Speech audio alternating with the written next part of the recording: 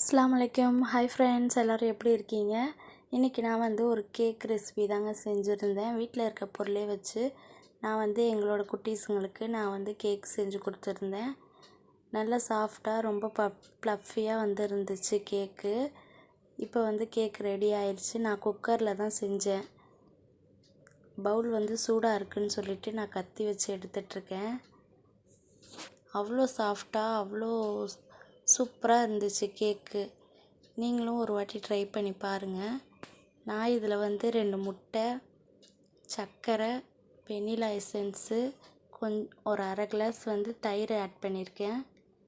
நல்லா சாஃப்டாக வரும் தயிர்லாம் ஆட் பண்ணால். பால் கொஞ்சம் ஊற்றிருக்கேன், ஒரு அரை கிளாஸ் பால்.